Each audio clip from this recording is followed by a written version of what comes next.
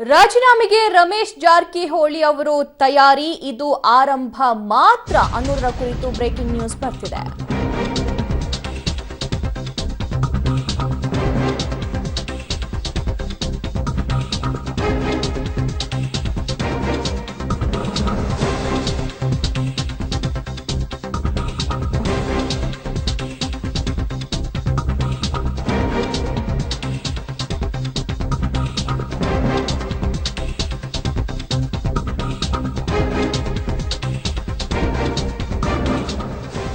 Picture Abhi ಬಾಕಿ high ಅಂತಾರಲ್ಲ, ಆ ರೀತಿ ಆಗ್ತಾ ಇದೆ ರಾಜಕೀಯ ಬೆಳವಣಿಗೆಗಳು. ರಾಜೀನಾಮೆಗೆ ರಮೇಶ್ ಜಾರಕಿಹೊಳಿ ಅವರು ಒಂದ್ ಕಡೆ ತಯಾರಿ ನಡೆಸ್ತಾ ಇದ್ರೆ, ಇದು ಆರಂಭ ಮಾತ್ರ.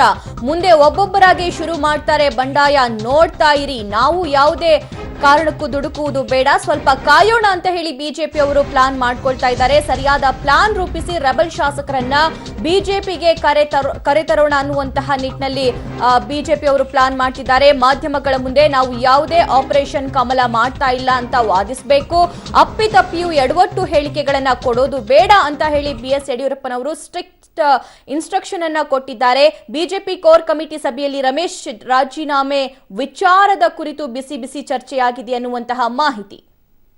ಹೆಚ್ಚಿನ ಅಪ್ಡೇಟ್ಸ್ ಪಡ್ಕೊಳ್ಳೋಣ. ನಮ್ಮ ಪ್ರತಿನಿಧಿ ನಂದಿನಿ ಲೈವ್ ಜಾಯ್ನ್ ಆಗ್ತಿದ್ದಾರೆ. ನಂದಿನಿ, ರಮೇಶ್ ಜಾರಕಿಹೊಳಿ ಅವರು ಬಹಿರಂಗವಾಗಿ ಹೇಳ್ಬಿಟ್ಟಿದ್ದಾರೆ, ರಾಜೀನಾಮೆ ಕೊಡ್ತೀನಿ, ಸಿಹಿ ಸುದ್ದಿ ಕೊಡ್ತೀನಿ, ಕಾದು ನೋಡಿ ಅಂತ ಹೇಳಿ. ಈ ಕುರಿತಂತೆ ಇವತ್ತು ಬಿಜೆಪಿ ಕೋರ್ ಕಮಿಟಿ ಮೀಟಿಂಗ್ ನಲ್ಲಿಯೂ ಕೂಡ ಮಾತಾಡಿದ್ದಾರಂತೆ. ಏನೇನ್ ಚರ್ಚೆ ಆಗಿದೆ?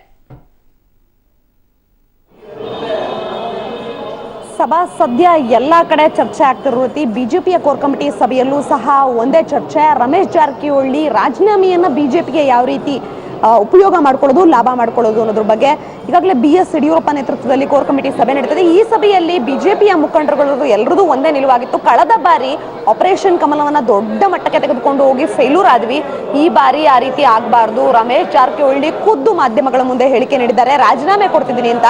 ಜೊತೆಗೆ ಬಿಎಸ್ವೈ ಹಾಗೂ ಅಲ್ಲಿನ ಉಮೇಶ್ ಕತ್ತಿಯ ನಾಯಕತ್ವದ ಬಗ್ಗೆ ಸಾಕಷ್ಟು ಮಾತುಕತೆಯನ್ನ ಮಾಡಿ ಮೆಚ್ಚುಗೆಯನ್ನ ಬಹಿರಂಗವಾಗಿ ವ್ಯಕ್ತಪಡಿಸಿದ್ದಾರೆ. ಹಾಗಾಗಿ ಈ ಎಲ್ಲಾ ಪಾಯಿಂಟ್ಸ್ ಗಳನ್ನ ಇಟ್ಕೊಂಡು ಒಬ್ಬೊಬ್ಬರೇ ರಾಜೀನಾಮೆ ಕೊಡ್ತಾರೆ, ಇದು ಆರಂಭ ಮಾತ್ರ ಅಂತ ಹಾಸ್ಯ ಚಟಾಕಿ ಜೊತೆಗೆ ಉಳಿದವರು ಎಲ್ರಿಗೂ ಸಹ ಎಚ್ಚರಿಕೆ ಕೊಟ್ಟಿದ್ದಾರೆ.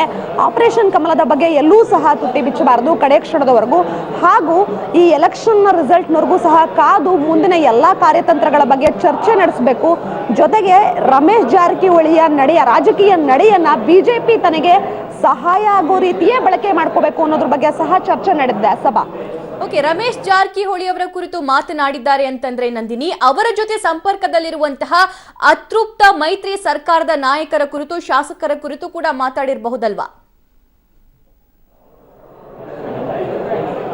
ಖಂಡಿತವಾಗಿಯೂ ಸಭಾ, ಕಳೆದ ಬಾರಿ ನೀವೀಗಾಗಲೇ ರೆಸಾರ್ಟ್ ರಾಜಕಾರಣ ನೋಡಿದಾಗ ಬಿಜೆಪಿ ಕೇಂದ್ರ ಮಟ್ಟದಲ್ಲಿ ಸಾಕಷ್ಟು ಚರ್ಚೆಗೆ ಗ್ರಾಸವಾಗಿತ್ತು. ಆಗಲೂ ಸಹ ರಮೇಶ್ ಜಾರಕಿಹೊಳಿಯೊಂದಿಗೆ ಸಾಕಷ್ಟು ಅಸಮಾಧಾನಿತರು ರೆಸಾರ್ಟ್ಗೆ ಹೋಗಿ ಉಳಿದಿದ್ದನ್ನ ನೇರವಾಗಿ public TV ತೋರಿಸಿತ್ತು.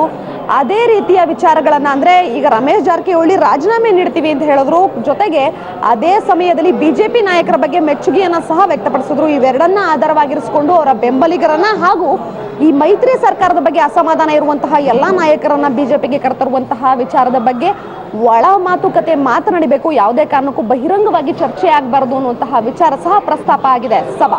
Okay Nandini, thank you ನಿಮ್ಮೆಲ್ಲ ಲೈವ್ ಅಪ್ಡೇಟ್ಸ್ಗೆ.